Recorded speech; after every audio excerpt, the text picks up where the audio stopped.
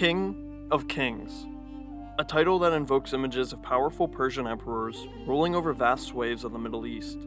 The title had its origins in ancient Assyria, but by 559 BCE, it had found its home in the Achaemenid Persian Empire, under its founder, Cyrus the Great. After Alexander the Great conquered the Achaemenid Empire in the 4th century BCE, the title fell out of use for more than 150 years. The revival of this title would be brought back under a Parthian ruler named Mithridates I in 165 BCE, but would again fall out of use after his death. However, in 140 BCE, a new King of Kings was born, not in Parthia or in Persia, but in Armenia. This is Tigranes the Great, King of Kings. Tigranes II, also known as Tigran II, was born in 140 BCE. He was the son of an Alan princess and a king of Armenia, whose name was Tigranes I. He was also the grandson of King Artaxias, the same man that had revolted against the Seleucid Empire to create an independent Armenian state. On top of this, his grandfather also founded a new capital that he named after himself, Artaxata. Tigranes II would grow up here, and likely spent his childhood alongside his younger brother, named Goras, as well as his cousin, who was also named Artaxias. Religiously, Tigranes was a follower of Zoroastrianism, a very common religion for that time and place. As he grew from a child and into an adult, Parthian interest in Armenia started to grow as well. In 124 BCE, when Tigranes was only 16, a new King of Kings was crowned, and it wasn't him quite yet. There was a new king in Parthia, his name being Mithridates II. Like his grandfather and namesake, he adopted the old Achaemenid title. Now he just needed to find some kings to rule over. He looked north, towards the strategically placed kingdoms in the Caucasus, those being Iberia, Colchis, Caucasus Albania, and largest of all, Armenia. In 120 BCE, he started his invasion. According to Roman sources, King Tigranes I initially made a successful defense, putting up a strong resistance. After this stout defense, Mithridates II would return, this time defeating King Tigranes I. Tigranes I would submit to Parthia, becoming a vassal of Mithridates II, who could now truly call himself a king among kings. To ensure the loyalty of his new Armenian subject, the 20-year-old Prince Tigranes II is taken as a hostage back to the Parthian summer capital named Ecbatana. On top of Armenia, Mithridates II also received the kings of Caucasus Iberia and Caucasus Albania as vassals. On a side note, I find it slightly funny that I have to specify that these two kingdoms are actually in the Caucasus and not in the Balkans or on the Atlantic Ocean. Anyways, Prince Tigranes II would remain as a political hostage in the Parthian court for the next 25 years.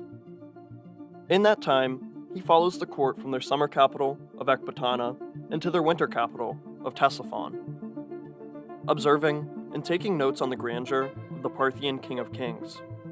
As he grew in age, his influence in the court likely grew until he was a trusted advisor to Mithridates II. In 95 BCE, King Tigranes I would die, leaving his throne in a precarious situation. His son, the 45-year-old hostage Tigranes II, would eventually inherit, after paying the price, of course.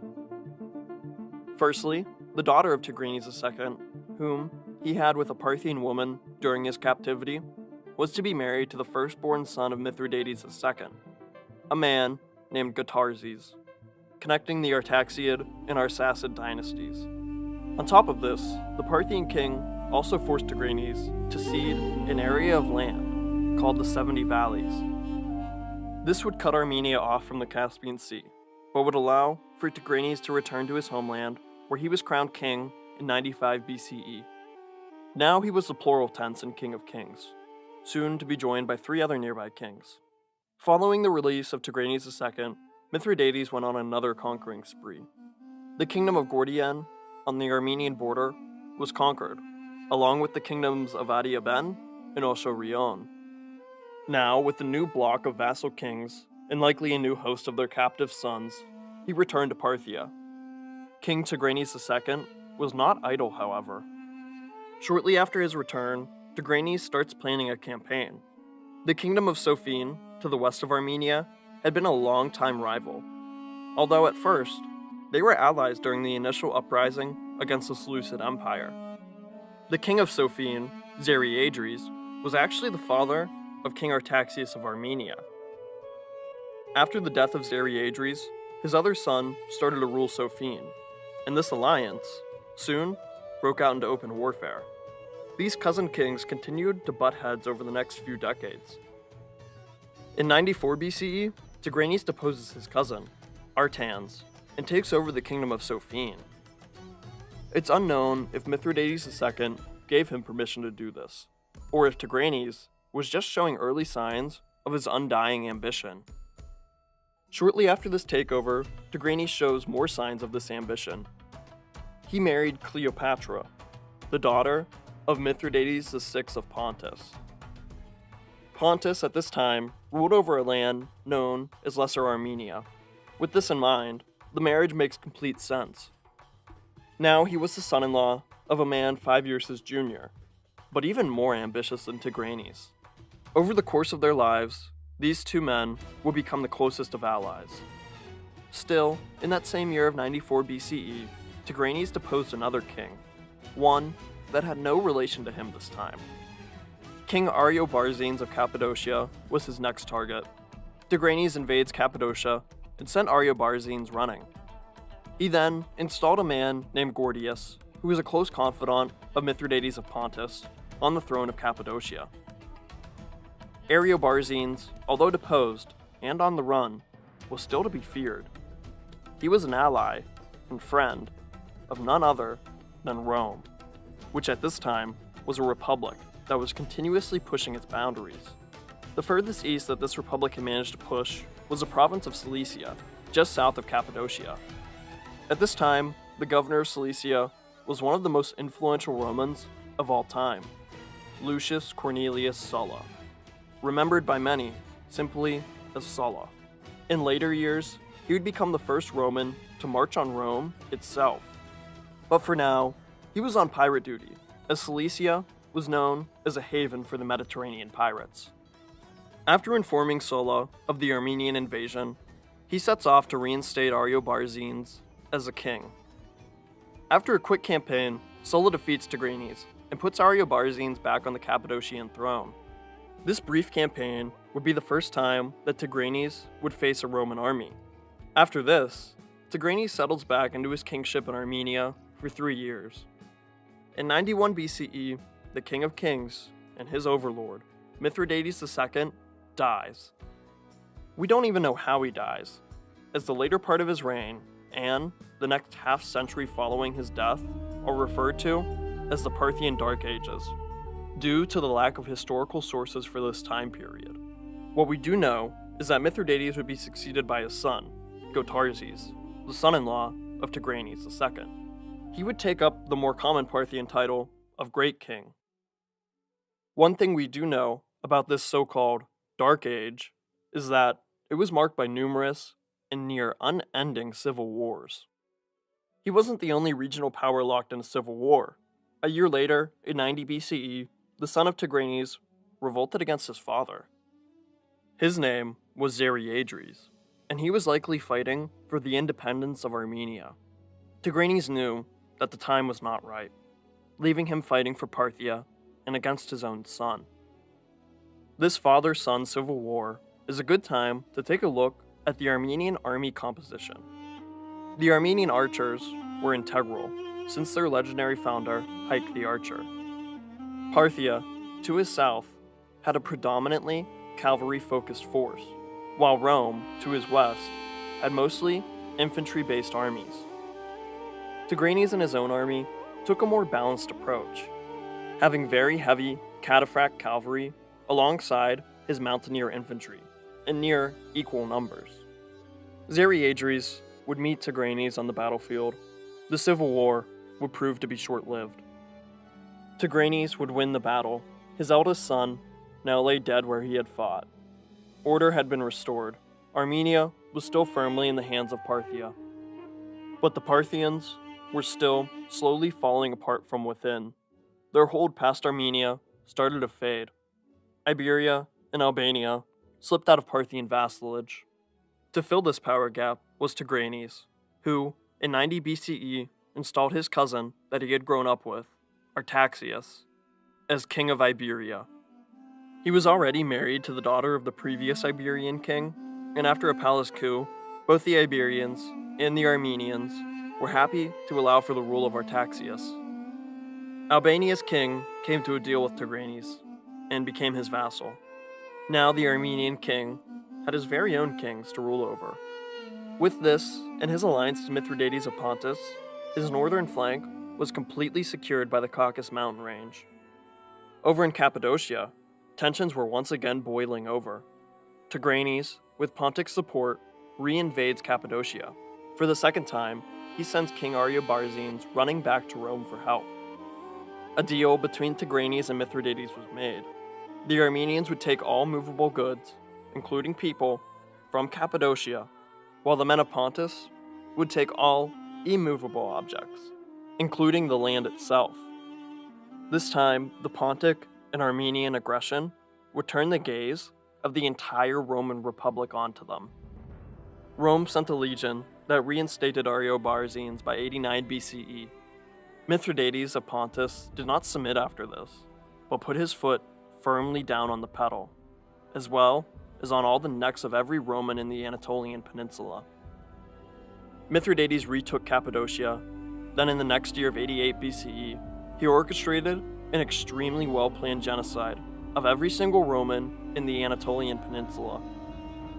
This would be called the Asiatic Vespers, and in all, 80,000 Romans would be killed or castrated, and Mithridates occupied all of what Rome had owned in Asia, plus parts of Greece. Just when what the Romans would come to call the First Mithridatic War started heating up, Tigranes was forced to abandon his ally. Not really at his own choice, mind you. His Parthian overlord and son-in-law, Gotarzes, had called for his assistance. The Scythians, nomadic horse lords from Central Asia, had invaded the still infighting Parthian Empire. At the same time, the remnants of the once mighty Seleucid Empire invaded Parthia from the west. Under their last half-competent king, Demetrius III Theos, the Seleucids captured the Parthian great king Gotarzes. With his son-in-law now captured, never to be seen again, nothing was holding Tigranes back from abandoning the quickly crumbling Parthian Empire. He returned to Armenia. From July to August of 87 BCE, Halley's Comet was visible in the Armenian sky for an entire month. This was believed to be a sign from the gods, a confirmation for Tigranes to do what his son had tried to do only 3 years ago. Tigranes was going independent, and he was going to do it in quite possibly the most fitting way. While his reign as a vassal king had started by ceding the 70 valleys, the start of his independent reign would begin with a reconquest of the valleys. His armies stormed over the border, taking back the valleys and reconnecting Armenia to the Caspian Sea. Continuing south, Tigranes pushed into Media Atropatene. Here, he installed a king, who is now an Armenian vassal instead of a Parthian one. Tigranes and his force kept going, deeper and deeper into Parthian lands. Soon the landscape started to look very familiar to Tigranes. The Parthian summer capital, Ecbatana, was within eyesight. Tigranes had spent a large portion of his captive life behind these walls. Now he stood outside of them, with an army of his fellow countrymen. He would sack Ecbatana in 87 BCE, taking all treasures and captives back to Armenia. Veering west, he installed another 2 loyal vassal kings, one in Gordion, the other in Adiabend. Still going west, he decided to conquer the land south of Sophene, known as Ashurion. To ensure the safety of these newly captured lands, he then installed his brother, Goros, as the governor of a city called Nisbis. After conquering the majority of northern Parthia, Tigranes returns to Armenia, which was now the seat of an independent and expanding empire. By 85 BCE, he starts to use the title of his former captor, Shah and Shah, or King of Kings. On his coins, Halley's Comet can be found, signifying his celestial appointment. Tigranes was the first of very few Armenian men to claim the old Achaemenid title of King of Kings. He always wished to show that he really was a king over kings. According to Roman historian Appian, he never ventured anywhere without at least 4 subservient kings at his side. He had learned this style of ruling during his Parthian captivity under Mithridates II, but rose to power alongside Mithridates VI. In 85 BCE, the First Mithridatic War came to an end. No borders changed, and the status quo was restored. An uneasy status quo at that. By 85 BCE, the once mighty Seleucid Empire was now a husk of its former self, and confined to only Syria, Phoenicia, and now Cilicia. Through the leadership of Emperor Philip Philadelphus, they managed to keep themselves together. In 83 BCE, this king would die suddenly, leaving his boy king's son as heir. With Rome continuing to push against Seleucid lands, the people of Syria took matters into their own hands. Instead of becoming subject to a child, they instead asked Tigranes to become their new king. He accepted the submission of the Syrians and looked to conquer the last land still controlled by the Seleucids, Phoenicia and Cilicia. Splitting his army to make quick work of the Seleucid remnants, he gave the command of one half to his son, Tigranes the Younger. He retained control of the other half, and together, the two Tigranes took the lands, the younger going south to Phoenicia, and the elder going west to Cilicia. The Seleucid Empire was now all but dead, although they still controlled a few coastal cities in Syria and Phoenicia. Tigranes was now the inheritor of one of the classical age's final Greek kingdoms. He decided to fully embrace this culture that had invited his rule. Taking many of the Greeks that he had just liberated back to Armenia, he began the construction of a city grand enough to be named after himself, Tigranokerta. This city, located in the center of his realm, was to become a representation of his entire newly created empire. Greek theaters and agoras, alongside Armenian-styled Zoroastrian temples with Parthian worshippers inside. In the Middle East, it is likely that during the time of Tigranes, it was one of the most diverse cities in the region, a seat of power that centralized the Armenian Empire. While the Seleucid conquest and city building was happening, the Second Mithridatic War had just broken out, only 2 years after the first one. The two allied kings likely supported each other's wars in one way or another. Whereas Tigranes would win his, Mithridates of Pontus was not so lucky. The war only lasted 2 years from 83 BCE to 81 BCE, and would again result in a stalemate and a return to an uneasy status quo. Mithridates did not remain stagnant. Following the conclusion of the Second Mithridatic War, he set his eyes on Colchis, a Georgian kingdom just to the west of King Artaxias of Iberia. As Tigranes had installed his cousin on the Iberian throne, so too would Mithridates install a family member in Colchis. His son, Mithridates the Younger, would rule, stretching the shared Armenian-Pontic border even more. In 77 BCE, the influence of King Tigranes the Great had reached its precipice. Without even setting foot in it, the kingdom of Judea and the city of Jerusalem began offering tribute in the form of money and gifts to Tigranes. Tigranes did not offer protection or vassalage, but he did wish the Judeans the best of luck. They would need it in the coming decades. A year later, while hunting, Tigranes became involved in an accident. He could have died. His condition was uncertain throughout the 64-year-old king's recovery. One of his sons did not care. This son's name is never listed by Roman historians who tell the tale, but apparently, this son preemptively guessed that his father would not recover. He began wearing the crown of the King of Kings in Tigranes' absence. The son had guessed wrong. Tigranes made a full recovery. And now, he had just made a mockery of him. Like Xeriadres, he would also die for disobeying his father. Now, only 2 sons remained. Only one would remain loyal to his father. After his recovery, Tigranes Tigranes got back to governing his realm that stretched from the Mediterranean to the Caspian Sea. In 74 BCE, his father-in-law would begin the third and final Mithridatic War. After a few defeats, Mithridates faces a Roman army at Kybra. In 72 BCE, he would be defeated by General Lucius Licinius Lucullus. Mithridates had exhausted his manpower and turned the whole gaze of the Roman Republic onto himself. With nowhere left to recover, run, or hide in Pontus, he ran all the way to Armenia, into the protection of his son-in-law. Pontus and Lesser Armenia would be conquered by General Lucullus, but to win the war and be granted a triumph, he needed the King of Poison, dead or alive. In 71 BCE, Lucullus wrote to Tigranes, demanding him to give up Mithridates. Tigranes rejected. Now, this newly built Armenian Empire was destined to face the Roman menace of the Mediterranean.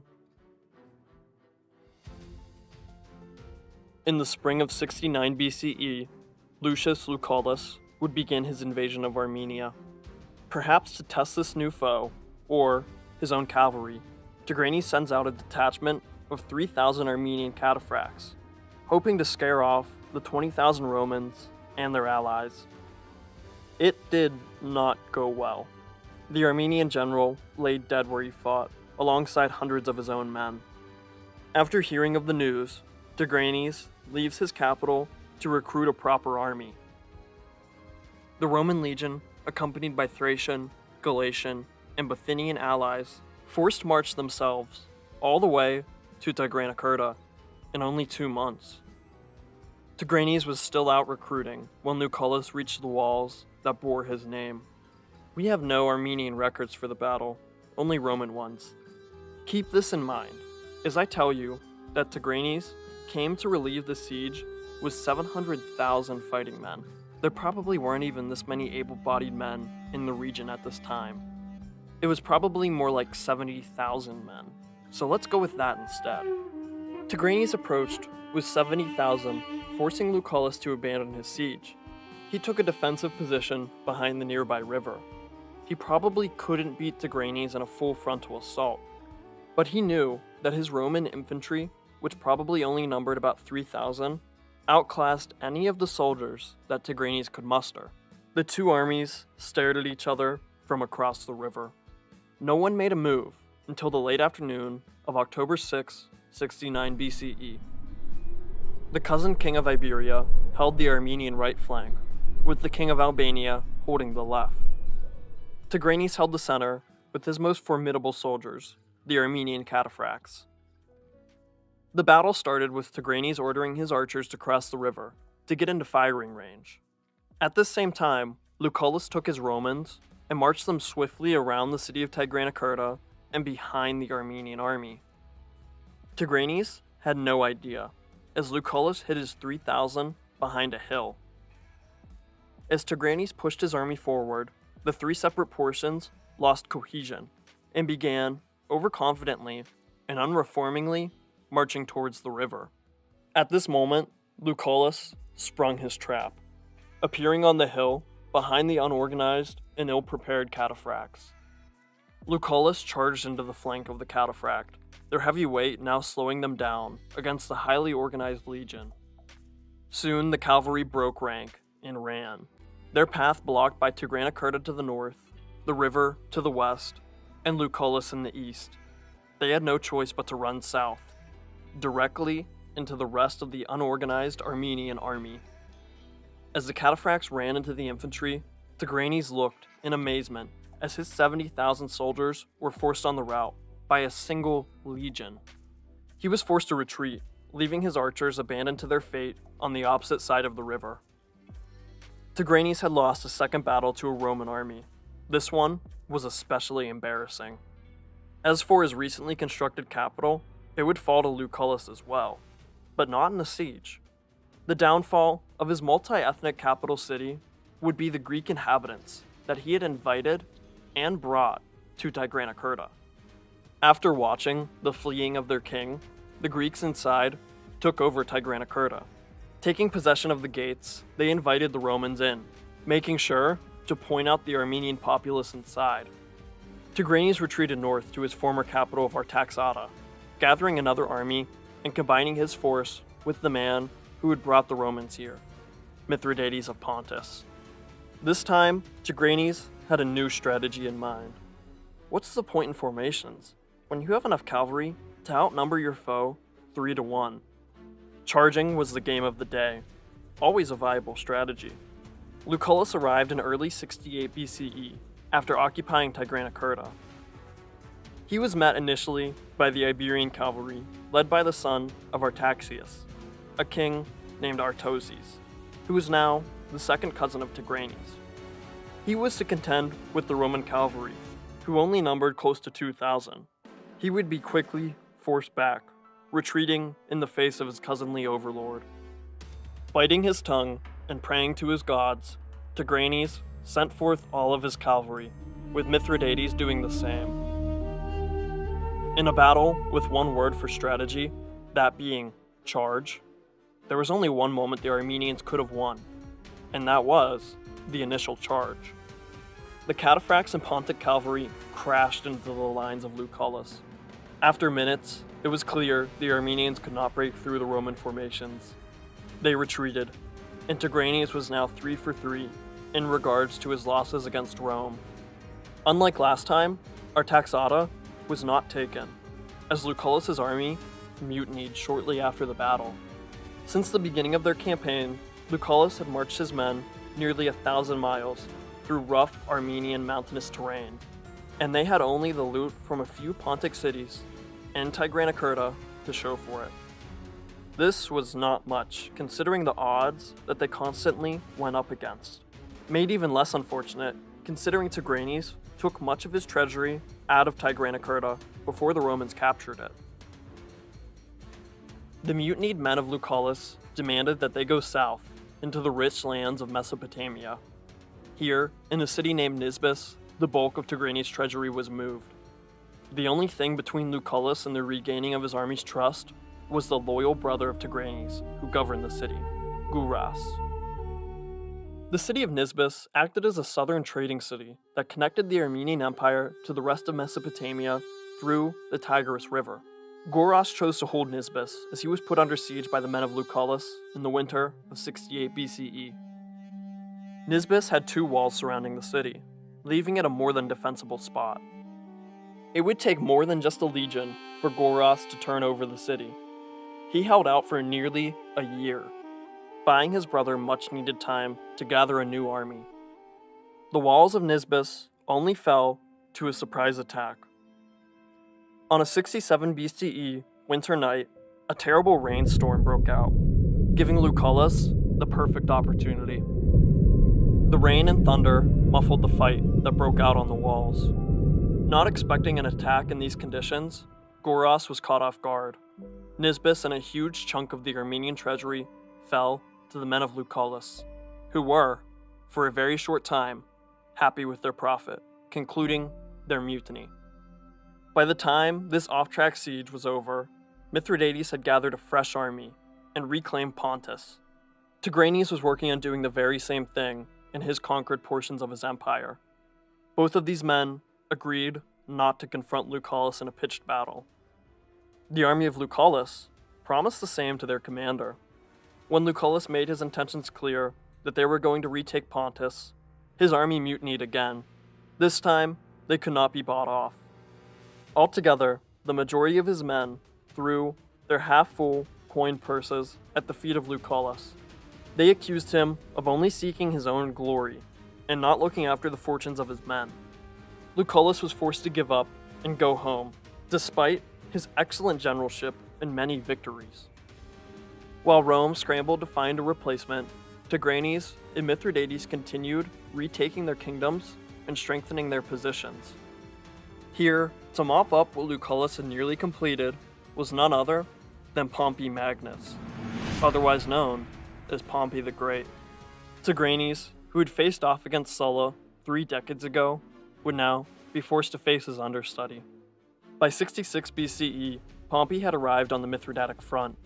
He decided to first face Mithridates, marching into Pontus, and eventually catching up to the king in just a few months. On the Lycus River, the two sides would meet. Again, Mithridates would be defeated by the Romans. As he had before, he ran to his Armenian son-in-law, hoping for his protection.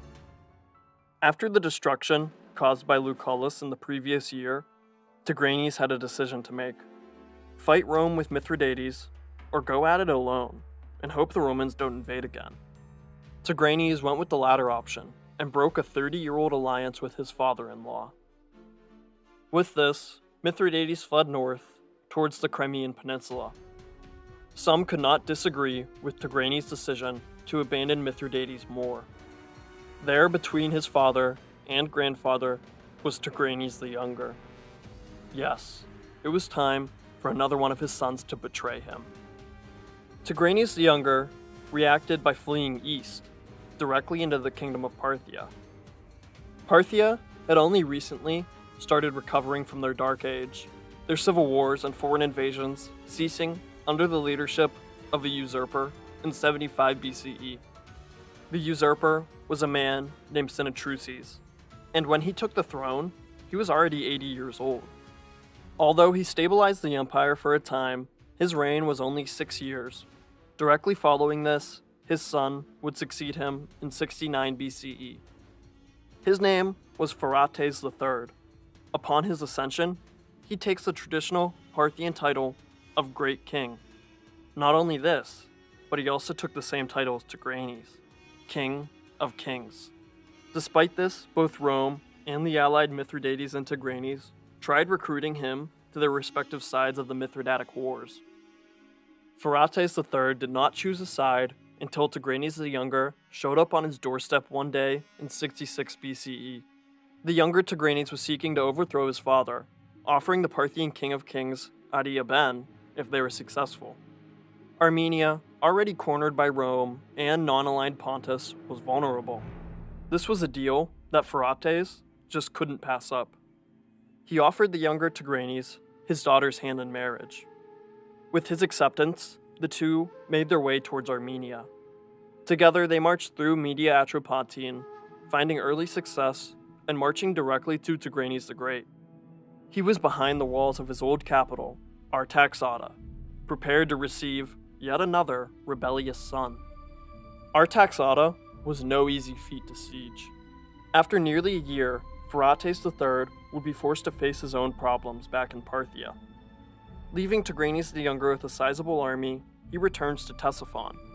Now vulnerable, Tigranes the Elder pounces on the opportunity. Sallying out of Artaxata, Tigranes meets Tigranes in an open battle. The elder Tigranes would win this Parthian-sponsored civil war, his son retreating with his allies. Tigranes the Younger would not return to Parthia with them.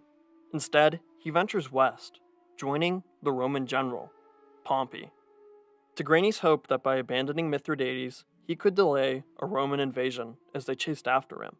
He had miscalculated, not bringing a third, rebellious son into that equation. His plan had backfired. Now Pompey began his invasion of Armenia alongside Tigranes the Younger. Pompey marched unopposed to Artaxata, setting up camp and preparing to siege the stronghold. At this point, Tigranes had went 3 for 3 against Roman armies, and this was the largest one yet. Instead of fighting, the war-weary King of Kings surrendered to Pompey the Great outside of Artaxata. Alongside Pompey was Tigranes the Younger, who was appointed to rule the kingdom of Sophene. He was also to succeed Tigranes the Great as king of Armenia upon his death. Tigranes the Elder was forced to give up all of his conquests, keeping only Gordian and the 70 valleys. The rest would be split between Rome and Parthia, an action that the Romans would come to regret for decades. Tigranes the Great was also forced to give away huge amounts of his treasury. With his vassal kings gone, Tigranes could no longer call himself King of Kings. Most embarrassing of all, he was forced to become a Roman vassal. He would now start and end his reign as a vassal to a much more powerful country. In exchange for this, he protected his people from more war and invasion. Tigranes the Elder would get the last laugh over his son, however. As Pompey marched north towards Mithridates, Tigranes the Younger continued trying to overthrow his father. In 65 BCE, after a few months as king of Sophene, Pompey would return, and he was not happy. Pompey imprisoned Tigranes the Younger and sent him back to Rome, where he is never heard from again, likely dying in captivity. The kingdom of Sophene was returned to Tigranes the Great. Pompey returned to chasing Mithridates of Pontus. On the way, he chose to invade the first vassal kingdoms of Tigranes the Great, Iberia and Albania. Iberia was still under the leadership of Artoses, a cousin of Tigranes. This possible point of future resentment was put down by Pompey the Great. At the Battle of Pelorus, Pompey would defeat Artoses, eventually forcing his full submission to Rome. Marching into Albania, he gave similar treatment to their king, Oreoses. I think it is likely that in some way, Oreoses was related to Tigranes through blood or marriage. Again, all sources for this battle are Roman, and they say that Amazonian women were fighting alongside the Albanians. The Amazonians are a myth. Yet again, this probably means that some women participated in the fighting. In that case, the Albanians gave this battle their all. Despite this, Pompey would surround and kill much of the 60,000, with a huge amount becoming captives. With these two Tigranes-aligned kingdoms shown firsthand that Rome was boss, Pompey continued on the manhunt for Mithridates. Recently, the King of Poison had taken over his son's kingdom, centered around the Crimean Peninsula. When his son refused to help his father, Mithridates had him poisoned. Then, Mithridates took control of the kingdom. One of his other, younger 7 sons then revolted against Mithridates. Soon he defeated him. With nowhere left to run, and Rome, hot on his heels, he had only one option left. In 63 BCE, Mithridates VI Eupator, king of Pontus, committed suicide by poison. Well, at least he tried to poison himself, but he had been microdosing on poison for decades now. His fitting suicide attempt only gave him a stomachache. He then asked one of his loyal bodyguards to execute him. He obliged, killing his king with a sword. With his death, the Mithridatic Wars had ended, and the grandfather of Tigranes' children was dead. Many point to Mithridates as the main protagonist in the Mithridatic Wars. I mean, just look at the name. While Tigranes acts as something of a loyal ally and sidekick. I believe this needs re-examined to a degree. I feel as though Tigranes could have been the one pulling the strings here. After spending 20 years in a Parthian court, he likely knew a thing or two about diplomacy. Mithridates may have faced Rome single-handedly for a time, but likely wouldn't have had the gall to do it without an ally like Tigranes the Great. Let me know what you think in the comments. Do you think Tigranes had more of an impact in the Mithridatic Wars than he is given credit for? For 10 years, Tigranes reigned as a peaceful vassal under Rome until his death in 55 BCE at the age of 85. Tigranes represented the greatest territorial expanse that any Armenian king would ever rule over. His empire, stretching from the Caspian and all the way to the Mediterranean. He was part of the final block of Greek versus Roman conflicts. One of the 2 men who led the Greek coalition, despite being Armenian. In his time, Tigranes would be betrayed by 3 of his 4 sons, the final proving to be his downfall. He would be succeeded by his only loyal son, who would become King Artavasdes II. Although Tigranes started and ended his reign as a vassal king, for the 20 years in between, he was king of kings, and vassal only to his gods.